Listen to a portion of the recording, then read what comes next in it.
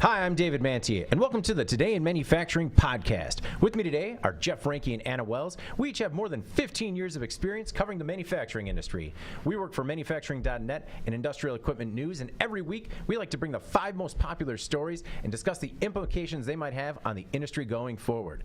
Before we get started, please make sure to like, share, and subscribe to the podcast. You could also help us out a lot by leaving us a positive review, and if you want to reach any of us, you can get us at Jeff, David, or Anna at IEN.com. It's the .com part that's important, Jeff.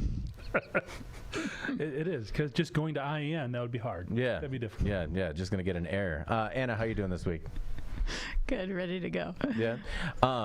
Jeff, I wanted to mention, A, we are live, so if you catch us on YouTube, please ask questions. And B, we still have some T-shirts to give away. I can't believe that. No. We're going to have to start wearing those so people see how awesome they are. Yeah. Just wear them on the podcast. Can I have a T-shirt? No. Oh. We don't have your size. I was definitely supposed to have one ready to give to you during the podcast, and the fact that it's a Thursday completely threw me. But no, like some of our... You set yourself a reminder on your calendar? Yeah, no. My reminder was asking Heidi to please remind me. But no, some new listeners, Abe and Jin, really appreciate them supporting the podcast, and hope to help out a couple new readers next week. And by readers, I mean listeners. You can't be a writer for like 10 years, and all of a sudden you start doing a podcast, everyone's still a reader. All right, well, this is starting off really well, guys. I'm excited. Anything else before we jump in? Let's go. All right, let me just keep drowning here. All right, our first story this week, 73% of workers surveyed are considering quitting. A new report from JobList, a job search database, says 73% of workers are actively thinking about quitting their jobs. About a quarter of the people might quit without a new job even lined up. The report reflects a, quote, deep dissatisfaction with their employment situation, which is obvious because they're thinking about quitting. According to JobList, people are quitting because of how they were treated during the pandemic, problems with salary and benefits, and poor work-life balance. About 20% of people quit to explore new careers, citing the pandemic as an actual positive opportunity for some to explore a more fulfilling option. Jeff, what were your thoughts on the results of the survey? So we pay closer attention to this type of report just because of all the weird stuff that's going on in the economy right now. Mm-hmm. We're constantly talking to manufacturers and learning how they're having difficulty filling all of these open positions. And it's not just manufacturing, it's really the economy as a whole. A lot of different sectors are having that issue. So we've got this weird dynamic where all of these jobs are open. We still have an unemployment rate of about 4.8, 4.6%, something like that. We also have this just over 3 million people collecting unemployment benefits. Mm-hmm. I also saw a stat where there's still about 5 million jobs that were filled before the pandemic and are open now. So these aren't really even new jobs. They're just jobs that people have walked away from. Mm-hmm. And all the reasons given in this report, to me, they're not new. Yeah. People have always been frustrated about their bosses. They've always wanted to be paid more. Sometimes the work isn't as fulfilling as you'd like it to be. I think we've all been there at different times. The one thing that didn't come out that I was a little bit surprised about is the impact of childcare. I think that's having a huge impact on a lot of people leaving the workforce or thinking about leaving the workforce. Mm-hmm. So we've got this dynamic where people can't take care of their kids like they want to. Childcare, as you guys know more than anyone, it's tough to get in. They're understaffed. They're having a hard time finding people, which is odd because they have all these open positions. But because other industries are paying paying these workers more for different jobs, they can't get enough childcare workers in there. Mm-hmm. Mm-hmm. At the same time, you've got people who could provide valuable skills out in the labor market staying at home. Yeah. So we've got all these weird dynamics because we've got fewer people taking care of our kids, so we've got fewer people making stuff. We've got less money to buy stuff. Mm-hmm. So I've got a solution. I'm going to fix everything here. Can't wait to hear this. All right. Just here's what we do. We take some of that money that we're using for unemployment benefits because we know there's jobs out there. Mm-hmm. We know there's plenty of jobs out there, understanding there are a percentage that cannot work for different reasons, disabilities, whatever the case may be. But we take a huge chunk of that money and we actually give it to the daycares so they can expand, hire more people, pay them a better wage, but still keep their prices down so people can afford it. Yeah. So they can go back to work, so we can have more people in factories making stuff, more disposable income to keep buying stuff, because I think that's the way we can keep happening, what I think is the worst part potentially facing our economy right now is inflation. Yeah. I think that's the scariest part of all this stuff. Yeah. So that's my solution. I got More money to daycares to help them out, keep prices low, hire people, pay them better. There we go. Solution. When I heard that you had a solution, I immediately put the defense up. I'm like, all right, let's get ready to play. But Anna, I mean, what do you feel? How do you feel about Jeff's solution? Well, I think that, the Biden plan to put more money into the pockets of parents of small children was kind of, had the same idea, trying to create more affordable childcare options for people, because it is very expensive, as we know. Yeah. So I don't know. I don't hate it. I don't hate it. It's a difficult situation for a lot of parents to navigate right now. What I like about the idea is that it gives the money to the daycares, because when the Biden administration gave the money to the parents, the daycares just raised their prices. It didn't really help out the parents at all. We just wound up paying. Well, I don't think you saw the wages go up. Oh, no. And same thing for some of these industries, not all of them, but definitely they're one of the reasons people are still thinking about leaving is they haven't seen that uptick in wages make an impact on their bottom line. No, and I don't want to get too caught in the daycare weeds here, but I mean, we hear that all the time, anecdotally, where we're losing good teachers at daycares for another 25 cents an hour to the daycare down the street. And it's just, maybe it could help some of that turnover. Anyway, Anna, going back to people that are thinking about quitting in general, I mean, what did you think of the numbers? Just because, I mean, when it said people that are considering quitting, I thought, well, I mean, no matter where you're working, every once in a while you're like, I don't know, I could do something else. Maybe that's just me. Really, David? I love it here. Yeah. I've never had that thought. Yeah, me neither. I'm going to go in a different direction. I read an interesting article on this phenomenon this week in Business Insider. It was an interview with Anthony Klotz, who was the Texas A&M professor who actually coined the term the Great Resignation that we hear now every day. So he said he's starting to see signs of what he is predicting is sort of the next phase of this, and that he believes is inevitable, and that he's calling that boomerang employees, which you can kind of probably guess what that is. Employees coming back asking for their old jobs back. We know a lot of people are quitting or thinking about quitting, but as a business owner, I think you need to look at this in maybe a more nuanced way, which is what Klotz is doing here. Like Business Insider points out, for example, there's data that says that for 40% of people who have recently quit their jobs, the top reason was burnout. So burnout, I think, can be addressed for some people at least by just taking more of like an extended break to recharge. So Klotz is saying what's already begun to happen is some quitters who just needed like a few months off are coming back to their old employers and saying, okay, I'm ready now to come back. And he encourages those employers to take them back because the workers have proven, their track record in the past. Hiring right now, as we know, is very hard. He said employers need to make the offboarding process as pleasant as the onboarding process, which I found to be an interesting and great point. Whether you're angry or offended or whatever, when somebody quits, you got to keep that to yourself because you might see this person again and you might need them. The pandemic, I think, has been extremely stressful on a lot of people. It's been hard for a lot of people, and some of them just need sort of a sabbatical, I think, to hit the reset button, and it would be better for them in the long run, and maybe for your business as well, to kind of support that, I guess.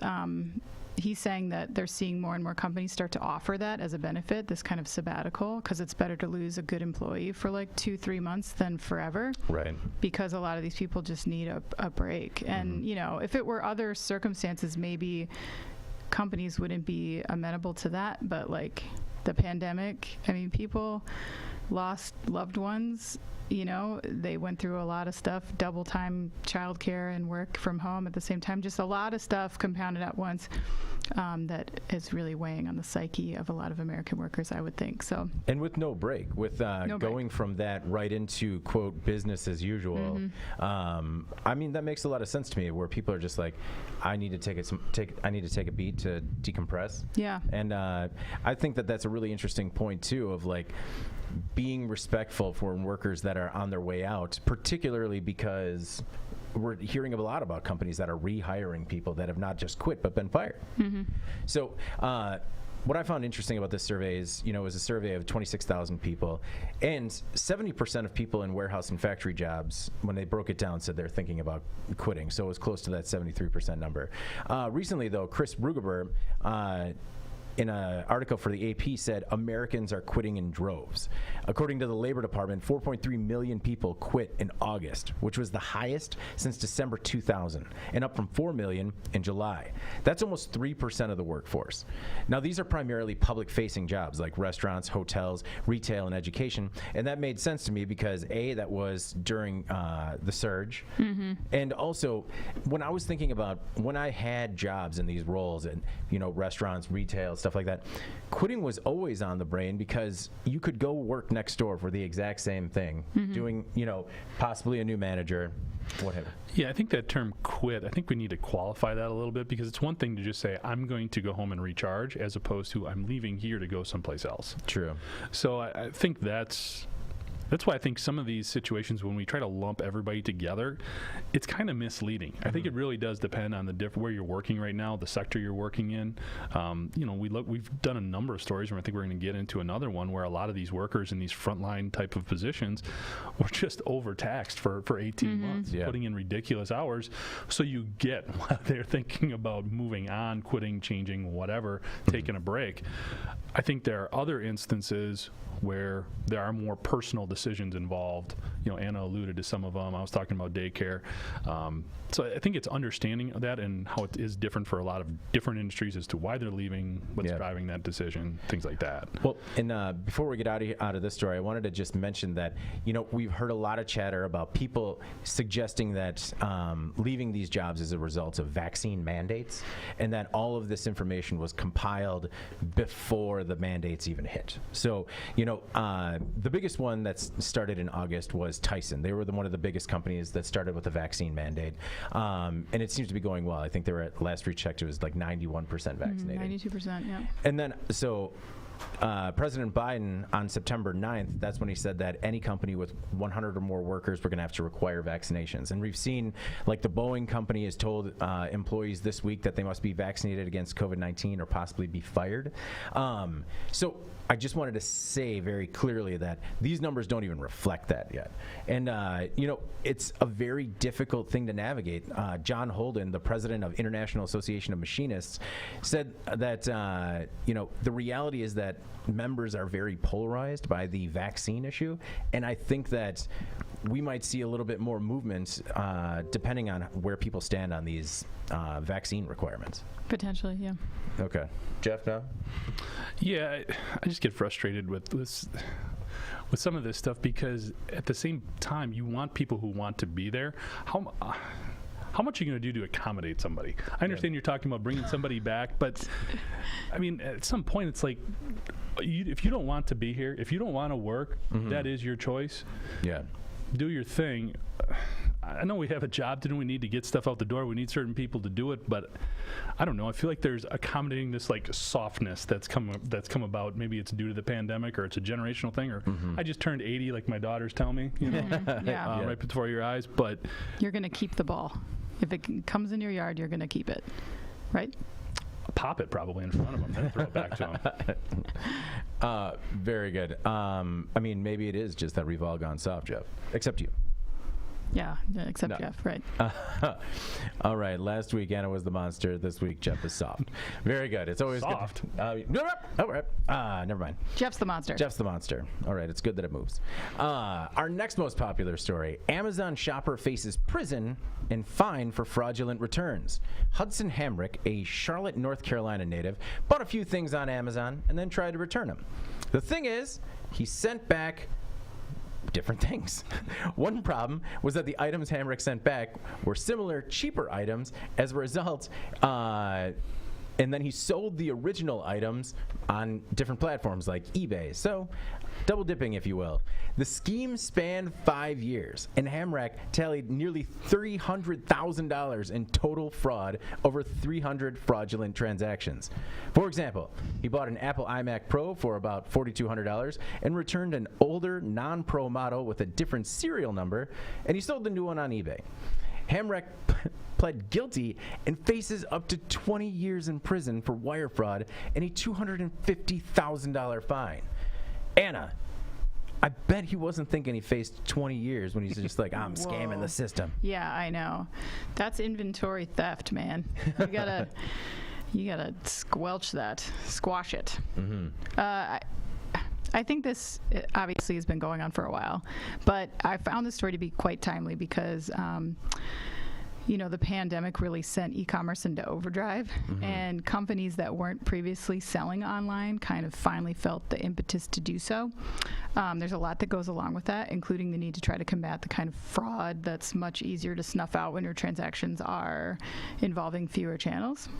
But once you get omni, you have these issues that can come up, like people buying stuff online and returning them in store, or buying them in store and returning them online, or whatever, There's a lot to manage, and there are fraud protection solutions out there, some of which use technology like machine learning that can kind of track and reject returns that come from people who have a history of fraudulent activity, for example. Another more basic effort involves simply being like super accurate with your records, inventory and tracking and stuff like that. Companies can do that with software, not as well with spreadsheets. We know that there's still a lot of spreadsheets being used in the industry because apparently not everyone hates Excel as much as I do. I don't get that. Yeah. I would happily throw that in the trash. Yeah. But anyway, I thought this was a good reminder that e-commerce is great, but it requires really a lot of these other foundational, tech structures to help support that, to protect your business, because people love to scam. We have learned that. We knew that a long time ago, but Yeah.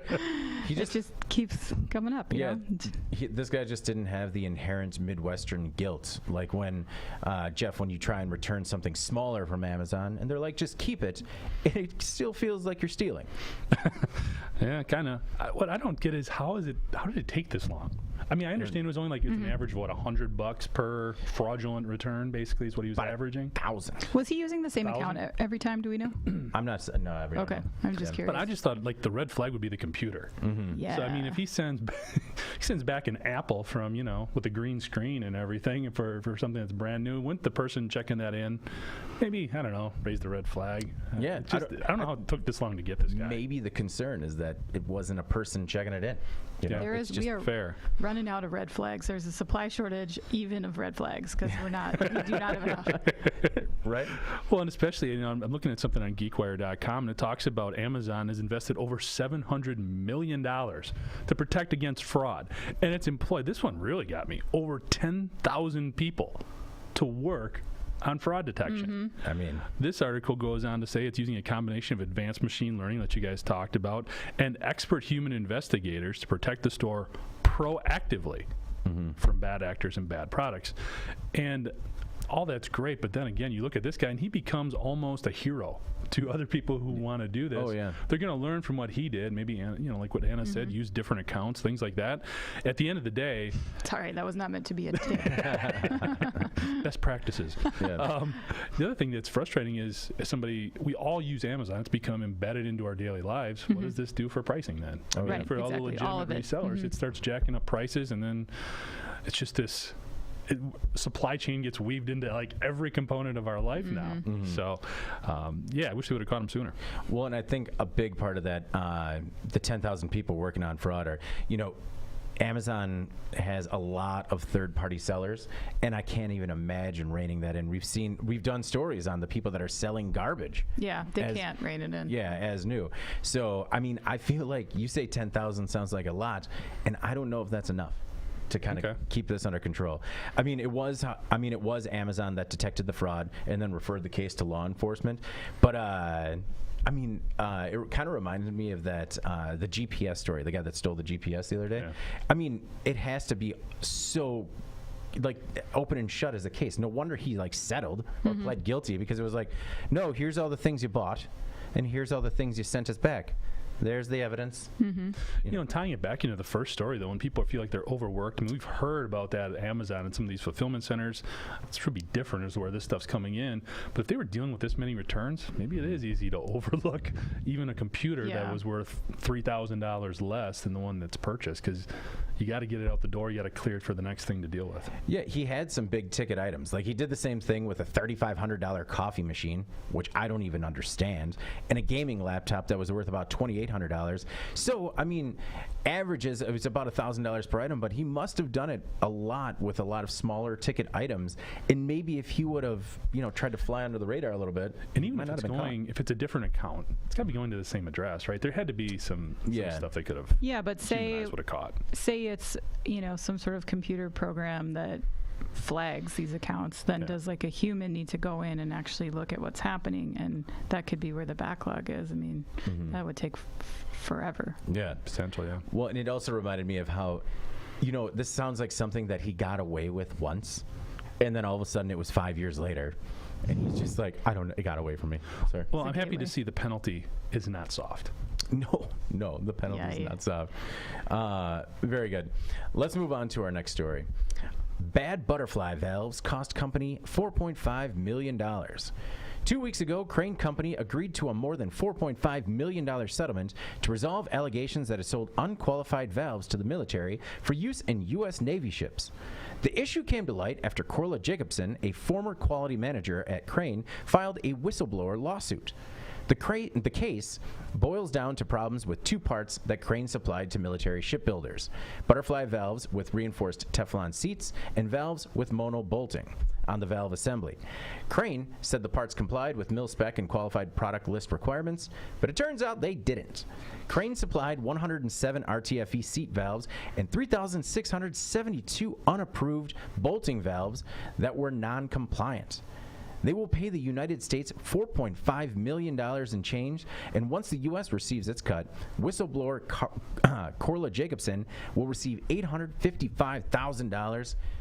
Anna, that is not a bad settlement for a whistleblower. It's not, but it's by no means guaranteed. She has to wait until the government gets paid, and we know how this stuff goes with bankruptcy and that kind of stuff. But I thought the story broke at an interesting time. The world was pretty enraptured recently by the testimony of Frances Haugen, who was the whistleblower at Facebook. At the same time, California's Governor Gavin Newsom signed a bill called Silenced No More, which makes it more difficult, I should say, for companies to hide behind non-disclosure agreements. It makes it easier for people to go public with concerns about discrimination, harassment, when before these companies in tech, especially, I was reading, had these very ironclad NDAs, and so people felt like they couldn't do anything about some of the disruptive stuff that was happening there. This isn't harassment, obviously. This is quality control. A recent op-ed in the San Francisco Examiner by Dr. Mimi Winsberg seeks to clarify the motivations of whistleblowers, which I thought was a very interesting read. I know when you read this story about the Crane Company, you can't help but pause at that $800,000 figure that the whistleblower is going to receive for blowing the lid off this. But Dr. Winsberg says that the motivation for a whistleblower is almost never personal attention or money. In fact, it's about the person's innate need to resolve an ethical issue that's taken place.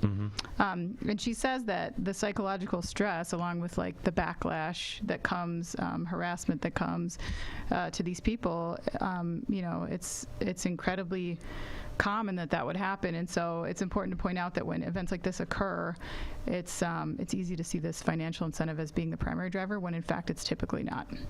So I think like we should be grateful for people like this woman who put herself in the line of fire really to get, you know, this fixed. I mean, in many cases, there's really only a handful of people that have access to this information or this knowledge to be able to right this wrong, which could have been a tremendous issue. Like the consequences of this, if something were to fail, I mean, they have those regulations in place for a reason, and material specs for a reason. So potentially someone could have gotten hurt, killed, who knows. So anyway, I think like that stuff shouldn't go unchecked, and it's important that we kind of, rather than focus on that number, and think like this person was like seeking out some financial award that probably the motivation was very different. No, I completely agree with you. It's just that the number is so large that it captures people's attention. It does, yeah. And I mean, it is good to have that as an incentive to, if somebody's on the fence, maybe help push them over. But I mean, you're right. She was a quality manager. And I mean, Jeff, these are parts that are going into Navy ships, but still the lawsuit claims, become allegations only because there's no determinant of liability with a settlement like this. Yeah, so a couple things. First of all, I wasn't clear exactly what the difference was because they're not even talking about the valve. They're talking about the seat, which I think in layman's terms we could describe as a seal, essentially. So you can appreciate it's an alloy, it's a metal. So using that as a seal as opposed to something that's made out of Teflon, which is more flexible, you could kind of understand how that would be a big deal, especially if you're looking at a ship. Yeah, corrosion. You don't want leaks in a ship. Because the first thing when I read through this, I actually thought about the space shuttle. Remember the O-rings? Oh, The reason the Challenger blew up is because they traced it back to a simple, basically a piece of rubber that didn't have the temperature tolerances needed, and obviously it was a tragic situation. So when you look at this and you look again at Corla Jacobson and what she did, it's such a small thing, but for her to identify the discrepancy, to stand up for it, I mean, it could have saved thousands of lives somewhere down the line. So obviously a big deal from a quality control. The couple of things that weren't discussed that kind of bugged me a little bit. Maybe it's good because I'm a grumpy old man, but It's got a theme. All right. the replacement costs. Okay, they're going to pay the government $4.5 million to make up. Now, are they also going to go in and replace all these valves? Are they going to go in there because we don't want them on there, right? If it's not up to spec, it's not what it needs to be, and we're talking about 3,600 valves. What happens there? Is that incorporated into this $4.5 million settlement, or is that separate from it? Because I would hope that's what's paramount here. Yeah. It's not about the money that they have to pay. It's about making sure the right piece of equipment and the right component is in place here. Right. Yeah. For our soldiers and our sailors. Then the other thing, and you mentioned there is no determination of liability because it's a settlement. It didn't actually go to court. Yeah. They figured out a way to do this. So as a result, Crane Company, they pay some money. They deal with a couple of bad headlines for a couple months. Then what? Still a military contractor? Yeah, exactly. And that's what's scary to me. And that's also what bothers me because there should be somebody needs to point the finger and make sure that these folks are being held accountable. $4.5 million for a defense contractor? Yeah. I don't know. I'm not sure that's a huge penalty for them to suffer. So you think the other $3.7 million after Corla would get paid just goes to buying new valves? Comes back to the replacement Potentially. parts. Yeah. What I liked is that, or not what I liked, but what I took from it was that, allegedly they supplied parts with unapproved components in the valves that were out of tolerance or parts that actually failed testing and were defective.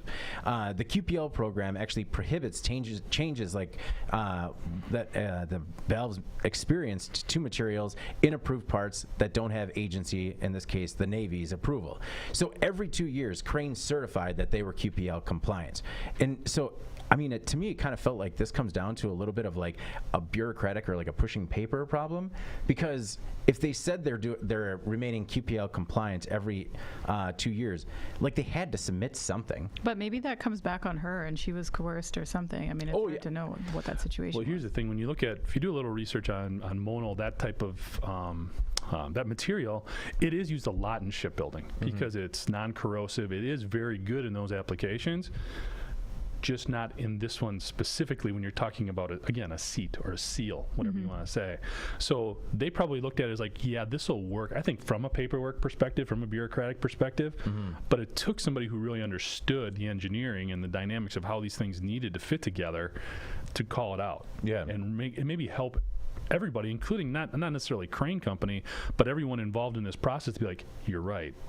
This isn't what we were. This is not the spirit of the reg. This is not how we wanted this to be. And you guys knew that this was not the right way to do this. Well, in this QPL program, Jeff, it just made me think of something that you would particularly like because it's meant to cut out kind of all that nonsense. Once you're in the program, you don't have the traditional project submission and documentation process requirements that manufacturers have to go through a lot. And so parts with a track record that have historically been acceptable and other small cost items like this valve are just approved, and so they can be sourced. And so it's kind of taking advantage of a program that's supposed to make everything safer and easier, and I found that particularly frustrating. Sure, yeah, it's like it almost invites you to bring back the red tape. Yeah, and to your point, $4.5 million might not be a lot for a military contractor, but if that jeopardizes your future contracts, I mean, that could be and that's where that clause gets frustrating, where they didn't have to admit any type of liability. Right? Do you think when they're going to approve them again, do you think that's think about that? It's like, well, we got all those bad valves. Is there someone in the room that goes, allegedly? They can. Yeah. Oh, well, very good. Hopefully they're all replaced by now. All right, our next most popular story. Most Deere workers reject contract offer. On Sunday, October 10th, the vast majority of United Auto Worker Union members rejected a contract offer from Deere & Company. On Thursday, more than 10,000 workers went on strike. The new deal offered 5 to 6% raises, and all sides seemed determined to continue working towards a resolution. It has been 35 years since the last major strike at the company, but now 14 Deere plants are on strike, including 7 in Iowa, 4 in Illinois, 1 in Kansas, Colorado, and Georgia. One each. It's not one that spans the state. Super factory. Yeah. The company will likely report record profits between 5.7 and 5.9 billion this year. Jeff, what was yours? I mean, this is a huge strike, 10,000 workers. What was your take on the implications for the industry? Well, when you look at John Deere, since about middle of 2018, they have been, and your wife will appreciate this, John Deere's been on a run. They've been doing pretty good. I think a combination of an increase. Eric, that was a good one. Don't shake your head at me. Jeff, for the record, stay behind the camera. Jeff just got booed by the video guys. The Deere is a fast animal. Go on. When you look at the growth in a lot of the recreational equipment, like the gators that John Deere puts out, you also look at one of the supply chains that hasn't had the same type of negative ramifications during COVID. It's food. So the farmers have ideally seen better pricing, maybe more money to invest in tractors and the type of equipment that they need. John Deere has been doing well the last couple of years. So I think their workers are seeing this. They're understanding this dynamic. They've also been working through the pandemic very steadily because they needed to. And when you look at a 5-6% pay increase, that's not asking for the sun and stars. Yeah. Okay, it seems very reasonable and in line. And especially when you pointed out some of the growth they've seen. I mean, again, since the middle of 2018, quarterly profits, quarterly revenues have more than doubled. Yeah. So yeah, they're in good shape. It feels like there's maybe some other dynamics here. Primarily, what we've seen in other industries where the workers are like, "Hey, man, we're doing well. Yeah. We've put up with a lot. Share the wealth a little bit here." Oh, yeah. There's no doubt that that's a lot of dough and probably caused the workers to buck the system. A lot of dough for John Deere. And buck the system, he said. Nice. Anna! No? Wow. Oh, sorry. Man. Oh, man. I figured I felt shame eyes, and I was just like, slow turn. All right. Shame eyes. Anna, what's your take on the situation at John Deere? Time for me to take a shot at this Deere story. Yep. Thank you. Are you going to be the grumpy old man on this one? Yep. Yep. Get it in your crosshairs. I'm going to just line it up in my target here. We wanted to cover this story in last week's podcast. Right. We talked about it beforehand. It was evolving so quickly at that time. So when we filmed, the UAW had tentatively accepted this contract. Right. But we knew that it was at risk of being voted down. There was already some groups kind of brewing this vote no messaging. And it was just very precarious. So we thought we would kind of wait it out and see. So at the time, there was some reports going around that said that the union was not being, they accused the UAW of not being very forthcoming with information heading into the vote. So some of the union members are saying, we don't know enough about this. They did it like a blackout on the talks. We don't know enough about the contract. So, as you said, 90% of workers voted no. There's a new committee that's been formed that's called the John Deere Workers Rank and File Committee, and they've been particularly aggressive in kind of going after not just Deere in this situation, but also the UAW. Okay. They issued a statement last Friday ahead of the vote where they called the contract garbage. and went so far as to say that the UAW could not be trusted to carry out an honest vote count. Wow. It's a pretty serious accusation. So it appears there's a lot of distrust here about the UAW's ability to kind of carry out the wishes of the Deere workers. And it's likely, I think, at least somewhat due to the fact that the workers feel that this is their absolute best opportunity to play hardball. They're also contending that the raises outlined in this contract still put them under the rate of inflation. We know that their contract that the last time they ratified this was 6 years ago. Deere was in a completely different place. They had a really tough year, and year prior their stock was down. So the workers did not have the kind of leverage that I think that they maybe are looking at, like once in a lifetime leverage right now. So this rank and file group is demanding a 30% across the board pay increase. Wow. They say makes up for years of wage freezes and stagnation. So if they stick to that, this could take a while. Yeah. I envision we will meet somewhere in the middle, but 30% versus 5%, that's a big gap. Yeah, that it is. I guess I didn't realize 30% was the number. It's hard to envision meeting in the middle even. And I don't know how many people this committee speaks for. You know, they could be, you know, I don't know if this is a fringe group, but obviously enough workers said no to this contract that I'm guessing there's a lot of support here. 90%. 90% is pretty emphatic, And it was just one worker, but Chris Larson, a painter at Deere, told the Des Moines Register, "The whole nation's going to be watching us. If we take a stand here for ourselves, our families, for basic human prosperity, it's going to make a difference for the whole manufacturing industry. Let's do it. Let's not be intimidated." And I think it's right. There have been a lot of large strikes and labor unrest, but I feel like a lot of people are watching this one. And I mean, that's not just because numbers on these stories have been blown up on the site for the last 2 weeks. Well, do you think some of this comes from the fact, like Anna was alluding to there, UAW needs a win? I mean, they've been through some rough times. There's still a lot of non-union automotive plants, especially in the southeastern part of the country. They've just been through a scandal themselves with their leadership. Lots of scandals, I think they maybe saw this because there is a lot of attention. We know this from putting stories up on the sites. John Deere is one of those companies, regardless of what's happening, if they're announcing quarterly profits, if they're laying off folks, if they're building a factory, that just gets a ton of attention regardless. So now when you're looking at something this contentious, I think UAW potentially saw this as a way to get in there, get a win, get some positive notoriety for them because they have been taking a beating for a while. 30% seems high, though. Well, that's a big number. The other thing that I thought about is the suppliers. Because if this does take a long time, suppliers are going to start laying off workers, and then they're going to start pressuring the company to, settle the strike quickly. That hits particularly close to home because I have family that have worked at facilities that do a majority of their business for John Deere. So when I read and think about things like that, that's a direct impact on my family. And nobody wants to see that. And there are thousands of families right now that don't know what tomorrow is going to bring. And that's scary. One thing, sort of on the lighter side of this, not that there's a lighter side of this story, but I found it interesting that they made a point of saying that the union dropped off metal barrels and firewood to keep the workers warm while they were striking 24 hours a day. And it was just How cold is it in Iowa right now? I guess I don't know, but it was just like, we're going to do it. Yeah, get them a barrel. They should be fine. Like, check our barrel inventory. Right? We're all out of UAW shirts. Get some wood. You just lost a tree, right? All right, bring it over. No, that just seemed like, they're taking care of the workers and making sure they're warm. Positive. Because these workers are so soft that sometimes they get cold outside, right, Jeff? No, I can understand if they get cold. You some kind of monster over there? Wow. Jeez. Just human beings, Anna.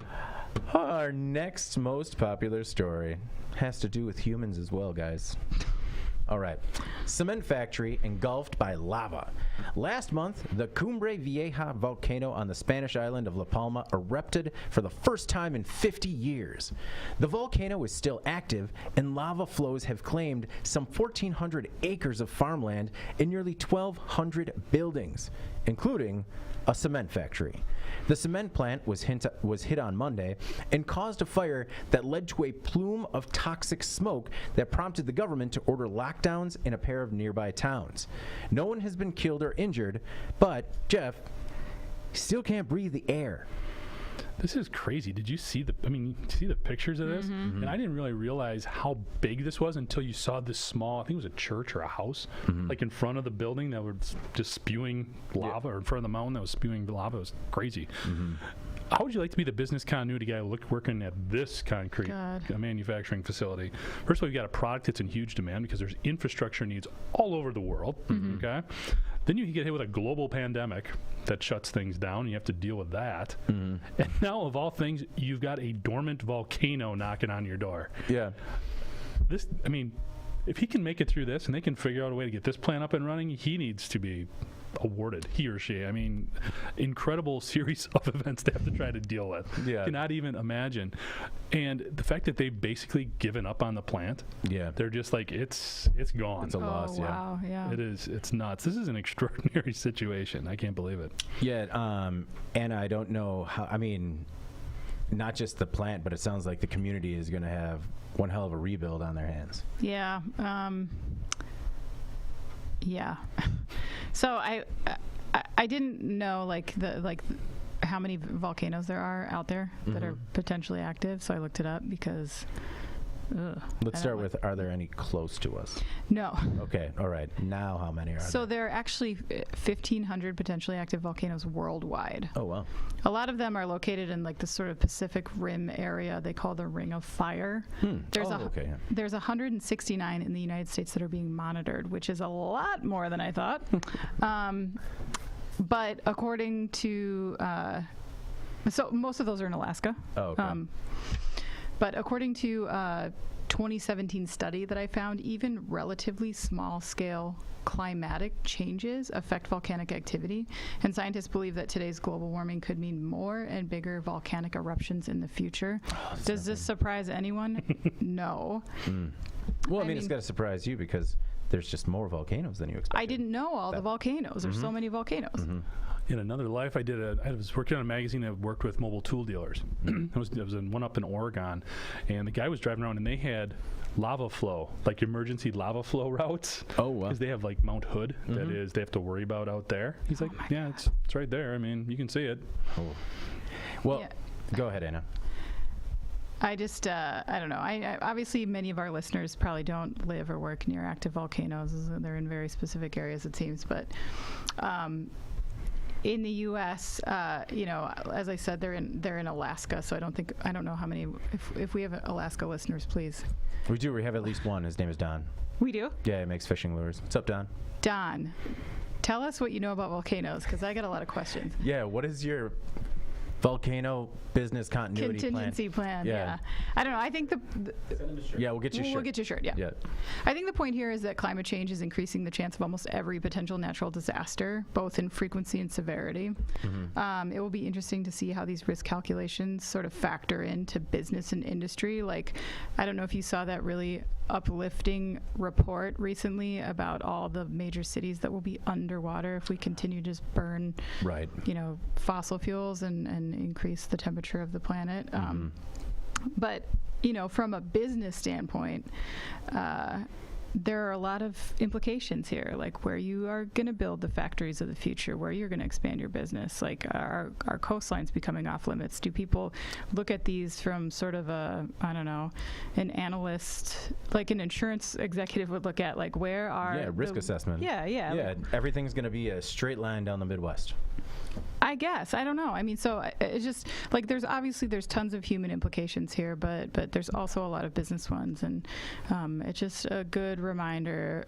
I know we get a lot of them, but to be conscious about like how we're going to move forward and deal with this problem. Right, and that our current track is not sustainable. It's not sustainable. Jeff, to your point, how do you even plan to this? So I went to the CDC's Key facts about protecting yourself during a volcanic eruption. Oh, you can plan Wow. for it. Okay. You can plan for it. Step 1, leave. That's step 1. Leave the area immediately. That is good advice. Yeah. Step 2, if you are warned to evacuate because an eruption is imminent, evacuate. That's step 2. So step 2 is also leave? Well, step 1 is just leave. Yeah. And step 2 is if you're told to leave before you've left, leave then. Leave again. Yeah, Okay. no, leave earlier. Feels like those should be reversed. Yeah, no, they weren't because they really wanted the number 1 to hit home. Get out of there. Like, number 3, if you can drive rather than walk, drive to evacuate. These are real. Now, when driving, keep doors and windows closed. Drive across the path of danger if you can. Drive across the path of danger if you can, or away from the danger if you cannot, and watch for unusual hazards in the road. So, leave early, leave fast. Leave in a car. It's not bad advice. Yeah. It's not, but it's just like the CDC. I feel like sometimes the CDC is just like, what's it going to take for people Yeah. to listen? How many bullet points do you need? Yeah. Watch Dante's Inferno and Dante's Peak. Dante's Peak. And just to correct myself, my Pacific Northwest geography was definitely bad. Oh. It was actually in Washington. It was Mount Rainier, not Mount Oh. Hood. Oh, So okay. people in Portland, don't worry about it. You're fine. Well, the other thing that I thought was interesting in terms of preparation, though, is that COVID might have actually helped make people more prepared for a volcanic eruption, because things that you want are now kind of just standard PPE, like having an N95 mask and goggles, because ash is one of the biggest problem outside of getting burned by the lava. Interesting. Yeah, the ash can even, stall your car. So that's why if you're going to leave in a car, leave immediately in a car. The Red Cross also says that it is important to have an evacuation plan. So, have an evacuation Well, plan. the plant management at this facility, they had a plan. They did get everybody out of there. They got that was actually, it was just, we see so many of these kind of negative disaster stories or, safety stories. And it was nice to have one where, while it's a tragic loss, everyone kind of made it out alive. Yeah. All right. Again, step 1, leave. All right, let's move on to In Case You Missed It. And in case you missed it, we like to talk about the stories that maybe weren't as popular with the readership, but, still stand to make a big impact on the industry going forward. I'd like to start with you, Anna. What's your In Case You Missed It this week? So I thought it was funny that so many people missed it, I guess, because the Amazon story was so popular. Right. This is another fraud-based story, but because it was a government program, I think everyone was like, well, yeah, we know. Yeah, well, and there's been so many PPP fraud stories out there that I don't know. Well, and it just, they feed into that narrative that government programs are rife for fraud, and it seems that they are. So the Small Business Administration, which is a small agency that was sort of thrust into a very big role in the early part of the pandemic, promised grants to small businesses who were harmed by the pandemic's impacts. We remember this, right? Since then, we've learned, as we learned with some of the other PPP initiatives, as you mentioned, that tons of fraud was taking place. This wasn't just about people lying to get cash. It was about people inputting information in the application that made them ineligible that was not even being caught. So I don't know. That's like walking into the bank and being like, give me $50,000. It's in my account. And then the bank just being like, well, we have no way of verifying that. Sure. Yeah. Like, here you go. There you go. But you know what? We'll take your word for it. Yeah, would you like the canvas bag or would you like it all in coin? Would you like a bag with a $$ sign on the outside? Here I believe that's how you get big withdrawals. it's like a knapsack. Yeah. That's, I know how to rob a bank. If you're a cartoon, that's how you do it. Absolutely. Anyway, so it seems like the program was rolled out so hastily that even basic fraud protection, like tools that could have existed within software supporting the program, were not being used. So Hannibal Ware, the Inspector General of the SBA, said in a report that the New York Times reported this last week, that the fraud protection tools in the software were in fact so poorly executed, they failed to flag flawed or illogical information, which included people saying they had 1 million or more employees. This was not flagged. Yeah. This is the Small Business Administration. Right. Which, are there any companies in the world that have 1 million employees? No. So By Ware's calculation, applicants suspected of fraud were eligible for about $700 million of the $5.2 billion that they actually received. And he believes that the federal government should go back and try to reclaim some of this money, and so do I. Yeah, absolutely. Well, because it's like what, 20%? Like Of what? Yeah, 20% of the $4.5 billion, or the fraud. Yeah, so Was the 4.5 the million. fraud was about 25% of the total program because Right. it was a $20 billion program, and like $5.2 billion is kind of wrapped up with these fraudulent actors. So it was a big mess. I mean, I know the pandemic rollout at the beginning in 2020 was very chaotic. I think we can all have a little bit of, I don't know, you give the government a little bit of grace on that, but this is outrageous. $4 billion? Yeah. That's a lot to This screw up. is a lot to screw up. I agree. What's to stop? Why would they not go back and try and reclaim it? I don't know. I think Oh, they okay. should. Yeah, I mean, it's two different administrations, right? So Yeah, yeah. it's just When trying they to were get handing out the bag of money, they didn't take a receipt. They didn't take a receipt. But I mean, like, I get a typo here and there, but I mean, some of the bold lies are amazing. Amazing. You know, like, you know what? I have 1. No, I have 100. You know what? We have 1 million employees. Let's lock this up. It's Let's almost make like sure. daring them to like. Yeah. I mean, you almost are like, well, you earned it. You had the grapes to put in 1 million. Take it. Like, I mean, produce selection aside, they like. That was one of the things with, people were joking about it with the PPP loans coming out about how it was free money, free money. It's the government. They're never going to check it. But to their, I don't who's in charge of the PPP loan fraud, because whoever is, it seems like they seem to be pursuing it quite a bit, tenaciously. Whereas this, I mean, the tone of it sounds like, if we get a guy to get on it, we'll put him on it. Yeah. It's very frustrating. Jeff, we were talking about fraud last week. Is this how we do it? Is this a better way? Is this a better way? No. Yes. This is No, the I best don't think way. they're doing it real This is well. the best way we have. This is the best way to fraud. How do you do fraud? Yeah. Is this how you do fraud? That's This, how. this is the way you allow fraud. Yeah. I think they're the best practice for what not to do. I mean, Man, that's how I get prosecuted. Is they're like, you Googled how to fraud. no, this is mind-blowing. When you see the amount that was just basically given away. Didn't care.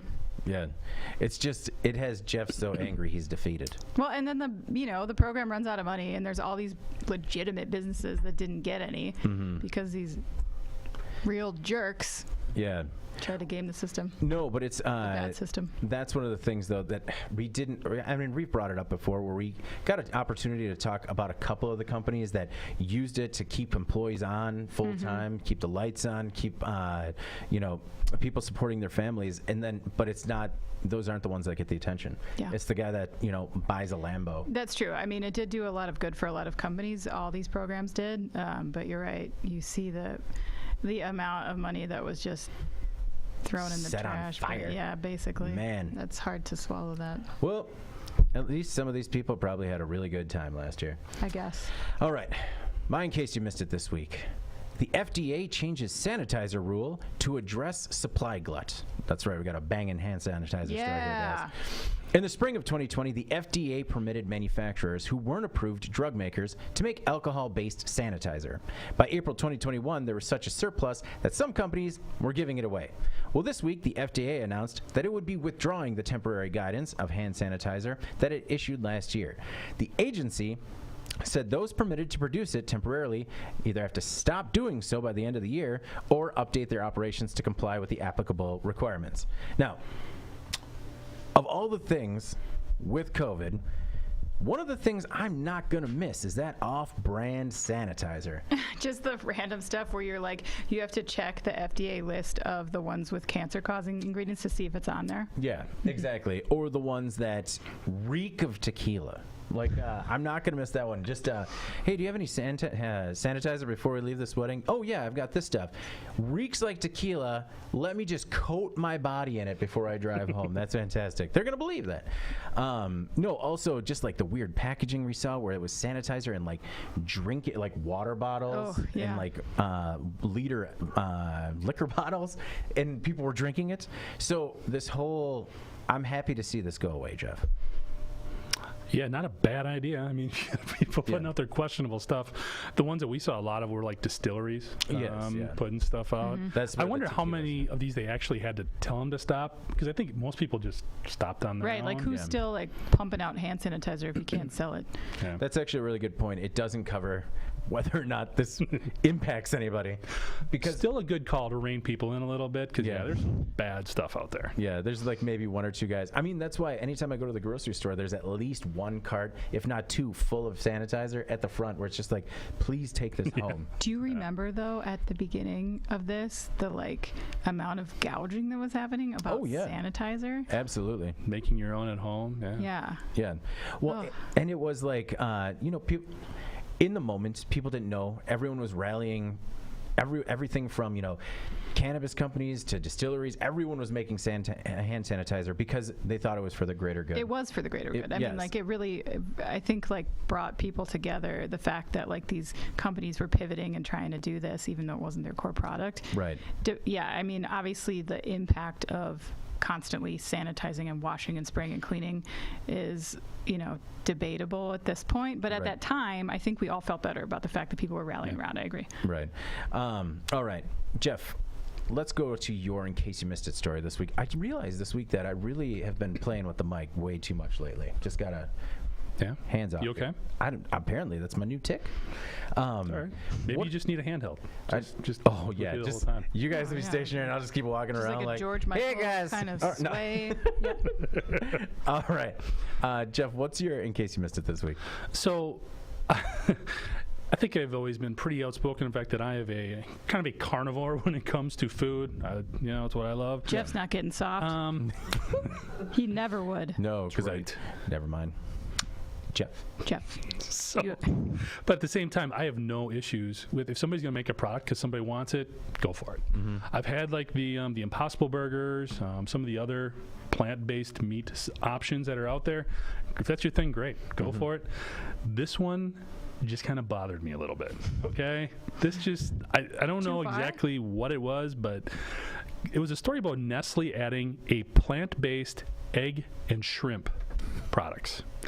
Now, the egg stuff, I get. There's been egg substitutes for a while.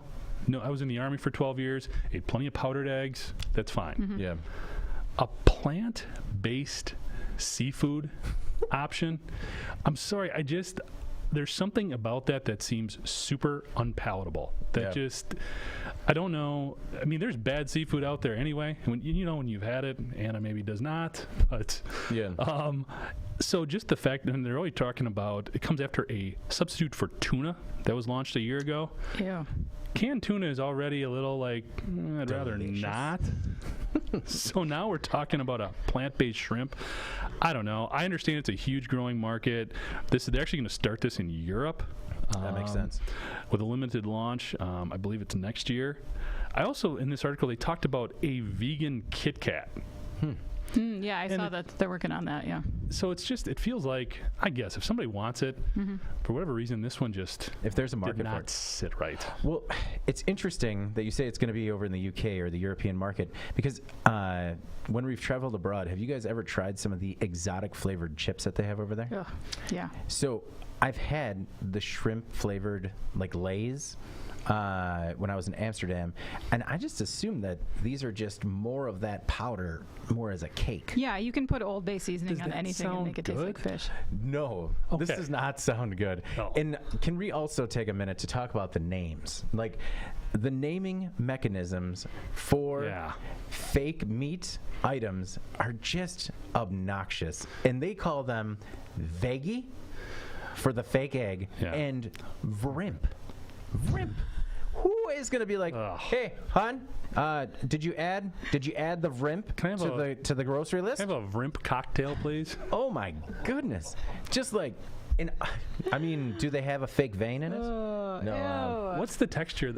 I cannot Man, wait to make can't and do it. serve you a Rimp cocktail, Jeff. You're going to. So, I mean, Anna, does this sound like? Is this something that you would try? Being a vegetarian. Yeah, I would. I would try any of this stuff. Yeah. I mean, it's like, just, I don't know, you can't fault people for, being vegetarians and wanting some variety in their life. Yeah. So. Yeah, you don't want it to just be tofu or bust. Right, exactly. Like, I think people have this misconception that vegetarians just want to eat like lettuce all day, which is very far from the truth. So I don't know. I'd give it a shot, maybe. I guess from that Rimp is a dumb name, though. I agree with you. Rimp, like, what are they doing? Ugh. I mean, unless they're hoping to make more of a splash on the asinine name. So is it veggie or And veggie? it's like, when you That go, one I can at least. but when you go mix it little and bit. match in like upper and lowercase letters, like everything's lowercase except the egg and veggie. It's just like, oh, good, I get it now because you hit me over the head with a hammer with it. Like, it's I don't know. It's and to your point, Anna, though, like I think that's something that I don't put in perspective when I try like a chick apostrophe in sandwich. Yeah. And I'm just like, oh no, this is definitely not nearly as good as a breaded chicken sandwich. I don't think, well, that's not something that you have in your menu. So Yeah. maybe this is an improvement or a nice substitute. Right, and if you haven't had meat in like 20 plus years, which I haven't, Yeah. I have no idea what it tastes like anymore. Yeah. So you can give me this garbage, I'll probably eat it. Just don't call it Rimp. Oh man, I can't wait for a Rimp taste test. I mean, what do you saute this? Is this something you put on a skewer and grill? Yuck. Let's get some Rimp up in here and find out. Yes, yes. Wait about 2 years. Is that Oh. 2 years under development still? You got a Google reminder that you can set? Oh my goodness. So is this right? Their plant-based products sales went from 216 million to 863 million last year? Because if that's right, all right, I get it. Yeah, I mean, I think a lot of that's the, the burger. Like for us, we had the brat substitutes, sausages and stuff like that. I could see how that's become that much more popular. Yeah. That's what my wife prefers. I get it. This one, too far for me. Too far. Rimp is a step too far. Payron will try Rimp with me, right? I hope she's watching. Seafood is the one meat that she's Oh, pretty, she still does. Okay. yeah. Okay. Well, let's move on to our final thoughts this week. Anna, we'll start with you. What is your final thought? I just want to say happy birthday to two people that will never watch this. My youngest children who are celebrating their birthday tomorrow, and they will be 4, and I'm excited. That's excellent. Happy birthday, kids. We got a lot of cake to eat this weekend, and since we aren't really like back in full-on birthday party volume of events right now, we're just inviting their grandparents over. But I have to get 2 birthday cakes because they're twins, and it's not fair to just get one. Oh, yeah. Man. But there's a lot of cake to get through. Leftover Yeah. birthday cake on Monday. Yeah. Yeah. Put it in the fridge. It lasts a long time. Does it? Yeah. All right. I don't think so. I don't think it'll keep. You probably should bring it in. Right down the road. What were the cakes? We got a chocolate with vanilla frosting, and then my son, I asked him what kind of cake he wanted, and he said, carrot.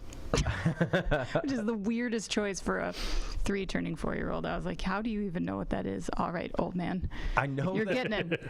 I mean, I know that pumpkin spice gets all the headlines right now, but this is like also carrot cake season for me. Is it? And Well, it's just the window where I like it, Yeah. and then it goes away quickly after December. Cake.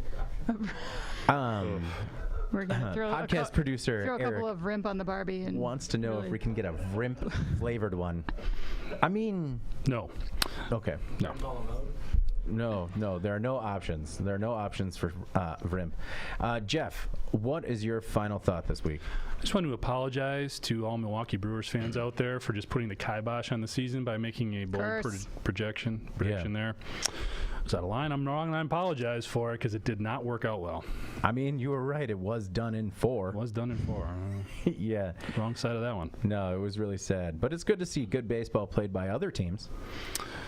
Yeah. All right. My final thought this week is actually just a programming note. We are going to be recording live next Thursday at the same time, 12:30 Central on YouTube. So if you'd like to join us for the live show, want to give you a little bit more of a heads up there. Also, 12:30 on the nose. 12:30 on the nose, because I am always punctual and things are always set in the studio. Right? Right. Okay. I'm not taking all of this one. No. Is that when we know? All right, we did actually get one comment from listener Nolan who says, carrot cake is super cash. And I got to imagine that Nolan is some sort of youth because I don't understand what's going on beyond the carrot cake. Some sort of youth. Yeah. Does that mean it's Yeah. expensive? Is it a? I'm older is it than a you. good? How am I going to know? Is I it a don't know. good thing? Maybe it's one of those things where like it was so old it's new again. So like maybe I don't know. All right. No idea. Well, anyway, we have one more. No, we don't have one more. We just have producers that are not good at typing. All right. Well, before we get out of here, it's You're right. You're right. That's it. The keyboard's backwards. All right. Before we get out of here, please make sure to like, share, and subscribe to the podcast. To email the podcast, you can reach any of us at Jeff, Anna, or David at IEN.com with email the podcast in the subject line. Also, if you want a free Today in Manufacturing t-shirt, we still have a couple of those to give away before we start charging for them. And if you want to make sure that you get the podcast in your inbox first, please make sure to subscribe to our daily and weekly newsletters. All right. For Jeff and Anna, I'm David Manti. This is the Today in Manufacturing podcast. We'll see you next week.